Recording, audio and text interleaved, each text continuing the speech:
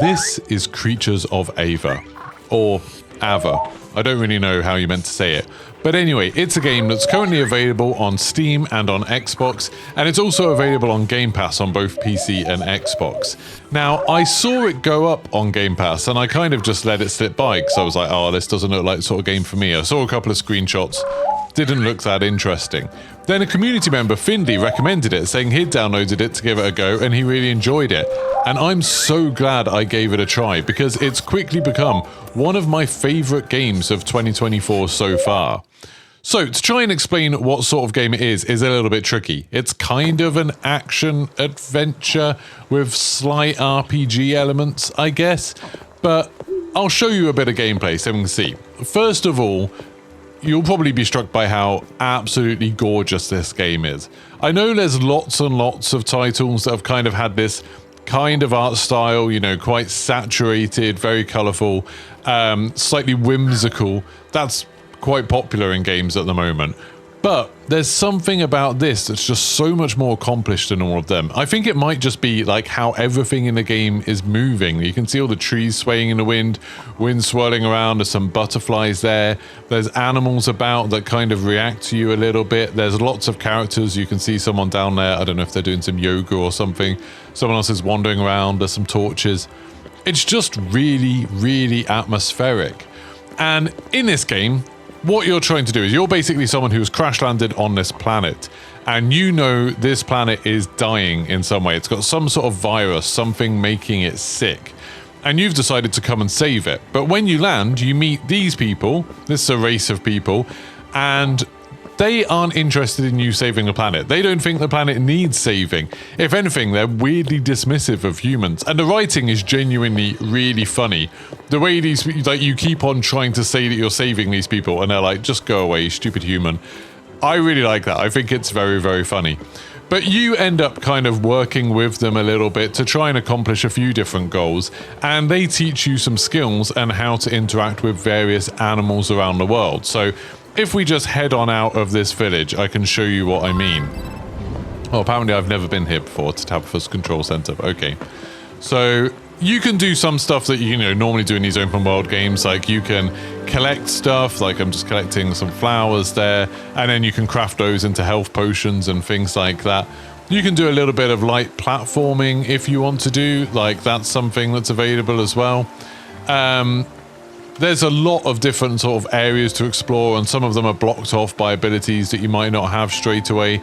Some of them are things that you need to kind of solve little puzzles to try and get them complete, which is kind of interesting. And the puzzles so far are all pretty simple, but they're all quite satisfying to solve as well. And the theme of it is all about kind of rejuvenating the planet, trying to sort of like cure it of this sickness that's starting to spread. But if I go over here, I think I can see some creatures here. This is where the game's sort of unique special sauce comes in. So you can see these horse type things here. If I whip out my flute, the animal will sing to me, and it's waiting to listen for something. So let's just listen to that again. What's it want? Then I can copy that with my flute, and now all of these will follow me. And they'll follow me if I want, and I can go get rid of them. I can go teleport them onto my ship, which is super weird because it says that you're saving them. So you can go up to something and then say, oh, like you are saving them. Oh, why not? I need to actually bring them over. There we go. Put the flute back on. Now they're following me. So I can bring them over here, and I can send them off, and my character will act as if they're saving them. It does seem a bit like they're kidnapping them, but we'll ignore that for now. But that's not the only thing you can do with them. You can also aim at them and then press X, and now I've connected with them, and now I can actually play as that creature. And you can see in the bottom left, each creature has a sort of set of specific abilities. So they can this one can break fungal barriers. I don't think it can break this metal barrier. No, it doesn't like that. So this one can break fungal barriers. You can see this fungus. This is the sort of thing that's making the world sick right now. So let's disconnect that. And if I want to save them all, I can just put them over here. Teleport the creatures. And they will all disappear. And I will get a little bit of XP. And you can see there, if I get another 4 of those, then I'll actually get a little XP bonus. So that's a part of what you're doing in the game, is you're trying to find these creatures and you are connecting with them, or you're playing music for them, and then that lets you save them, collect them, kind of, you know, a bit like Pokemon, I guess. But you're not really fighting as them or anything like that. Now, here's an example of the bad virusy thing that's taking over the planet. I can't do anything with this one, but I do have this magic staff that if that was a weaker level version of that, I would be able to break it open using it. But instead, I've been sent on a quest. It's saying that I've got to go over to the Weeping Rock. I've got to find a lost temple. So let's head on over there and see what we can find. There's a few more of those horses over there. So every time you go to a new area, you basically get told, hey, like, this is the type of creatures in this area. This is how many that you need to collect to get the extra bonuses. And then if you want to do that, you can do that and get a load of XP. And then there's a skill tree that you can spend your skill points on to do things like being able to craft items a little bit easier, making your consumables a bit more powerful, or making your weapon, your staff, a little bit more powerful. So there's a few different things you can do. Is this the direction that we need to go? I'm on this bridge. Yeah, so I need to go that way, down here. There's also teleporters to help you get around the map. If I speak to the characters, can I speak to this guy? The Withering struck the Antar Dunes badly. So can I clear this one, or is this too powerful? I might have to go through that tunnel. No, I can clear this one, so I can use my staff to clear this. And that one is now done. And now I can start trying to find this lost temple. Although this looks like it's actually sending me in the wrong direction. What's down here? More withering. I think this is the wrong direction. That was strange that I could even break through that bit. Can I go back out that way? Maybe. So a lot of this game is all about exploration. Like, a lot of this game is just exploring different areas, finding new animals, trying to sort of earn new powers and upgrades and things like that. I wouldn't say it's quite like a Metroidvania. It's not that fancy. There's a barrier there, but I think I can go through this bit and go through the water. Yeah, it's not quite a Metroidvania, but you do definitely learn new abilities over time, and then they enable you to go and sort of encounter new areas, break through to new areas. So can I break this one? Yeah, I can break this one. So this opens up, and now we can go through to the Forest Temple. Now here you can see some of the animals that have been infected by the blight, or whatever it is, the virus. So this is a sort of the main type of enemy you face are animals. Just like those horses we saw, every animal type has a sort of virus-infected version, and you need to cleanse them. And the way you do the combat in this is actually bizarre, to be honest, but I really like it. So you lock onto one of them and create a beam, and then enemies will... Oh, these ones are firing stuff at me. If I send a beam through the enemies, there we go, then they all get connected together. And you can see I'm not actually able to break their virus, so I think I might have to run away from these ones. But over time, you can sort of whittle those bars down. Ow, I'm getting hit while I'm trying to show you stuff. You can whittle some of these bars down if you've got a strong enough staff, and then that will let you rescue them like you normally would. Right, my staff is not strong enough to do any of these. Oh, I can do this one though. Am I about to get an upgrade, maybe? It's all so colourful and bright. I just love the way all of this looks. And all clear. There we go.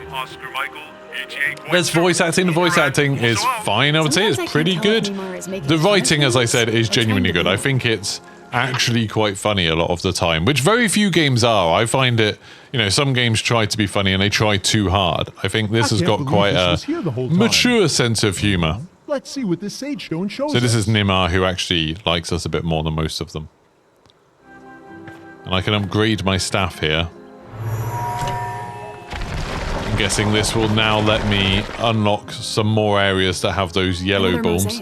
Oh, I need to solve a puzzle. What's that? That's someone facing that way, so I'm guessing it'll be that side.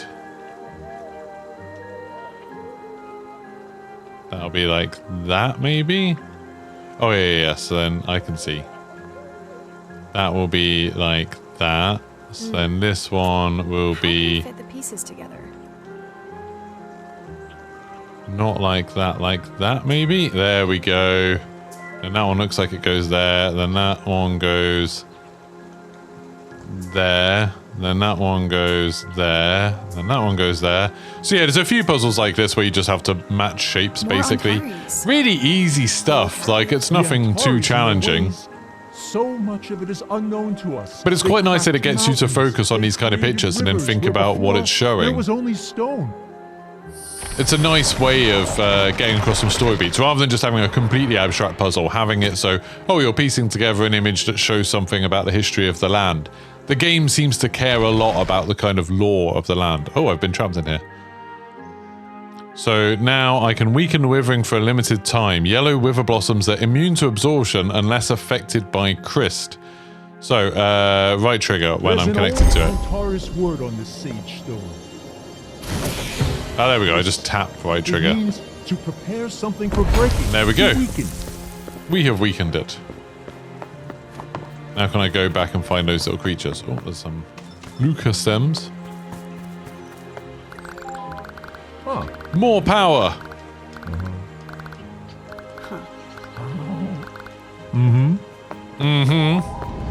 There's an amount of sass that these creatures have that I like. Right, so let's go see if I can get these creatures. I have a small favor to ask. Now I am a bit more powerful. Oh, I can also do this now. Oh, so I opened them up using this new power. Okay, that's cool. And it looks like there's another one over here.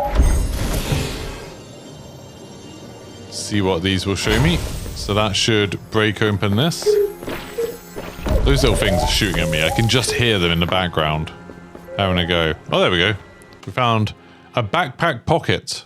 My backpack size has increased. I can carry more stuff now. That's kind of handy. Right, the other side of fighting these enemies, I forgot about this, is you can also take pictures of them. And it always wants you to get pictures of the infected versions as well, which is obviously a bit harder because they are... So, if I can get these and dodge... Oh yeah, you can dodge while you're fighting them, which is obviously super useful. Calm down. Calm down. Now, if they hit you too much, it'll actually break you out of this, although these ones don't seem to break you out very easily. So you're basically like, you're trying to hold your charge on them because you're trying to help them while they're also trying to attack you, which is a bit strange. Now I can do this that lifts all of them up, or it'll only lift 2 of these up. I guess the other one's too far away, maybe. And yeah, like what a lot of these games have kind of... Oh, I need to hit them again. That's what's wrong with them. I was just like, why isn't the thing going down anymore? And it's because I hadn't hit them again. There we go. Got it. See, and now they're all like cute versions of them. And if I play my flute again, they will follow me. If I want to... this is a hoo-hoo, so it can tunnel and cross creature bridges.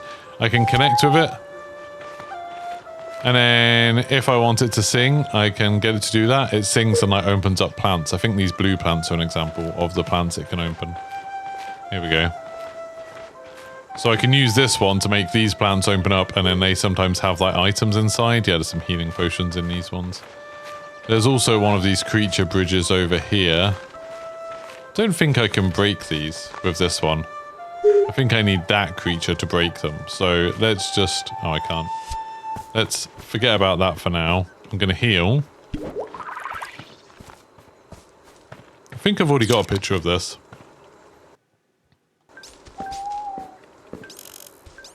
Oh yeah, I've already got a picture of this one. Right, let's start breaking this one down. Oh, so I can, with that new ability... Oh, this one charges a bit, this one charges. There we go, gotcha.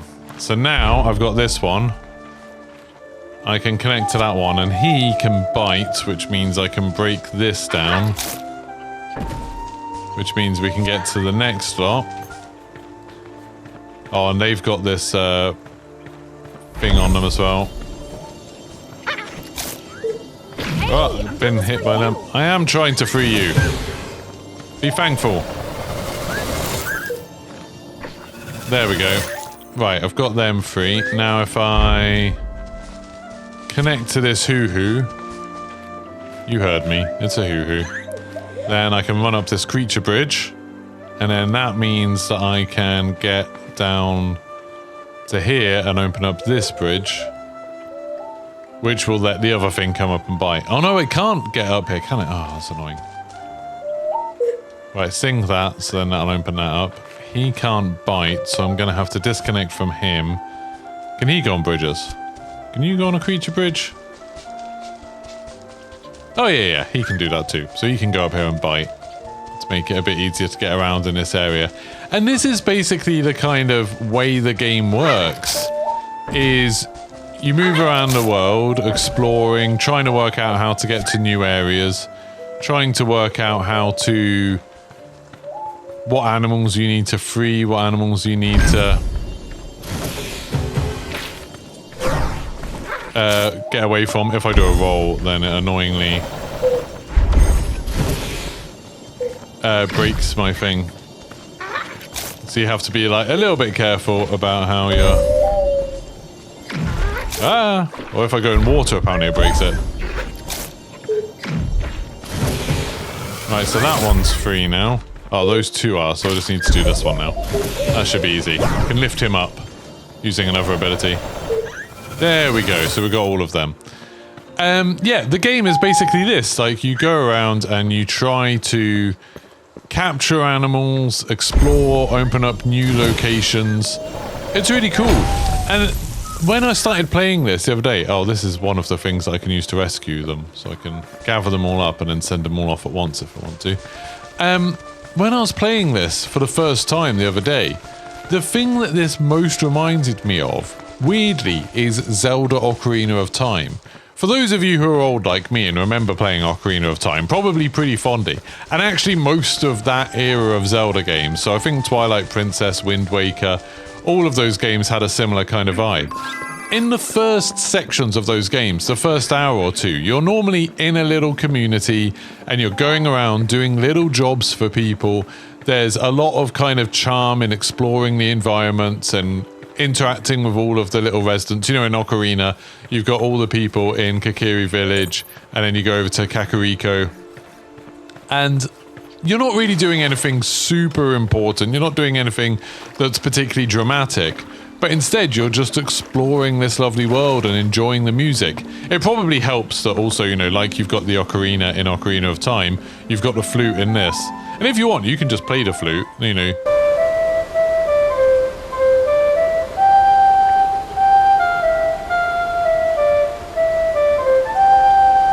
Hopefully I won't get DMCA'd for my amazing rendition of a song there. If you know what that song was, please do leave it in the comments below.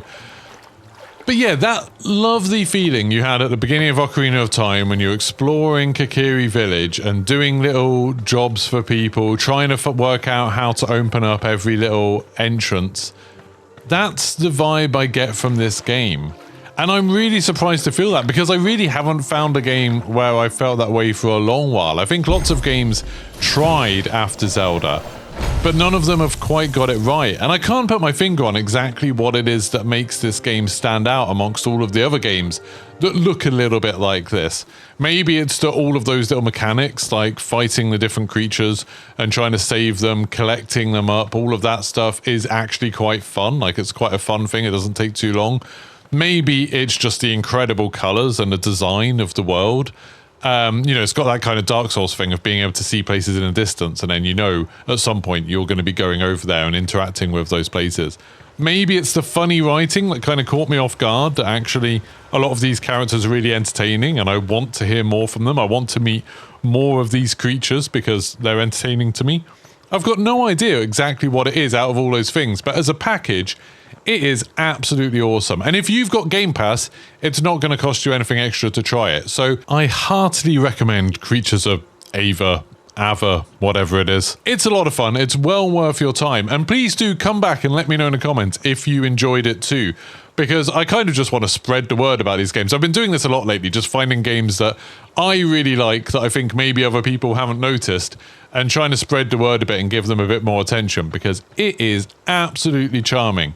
Anyway, if you enjoyed this video, don't forget to like and subscribe, turn those notifications on, and I'll see you for the next one. Goodbye.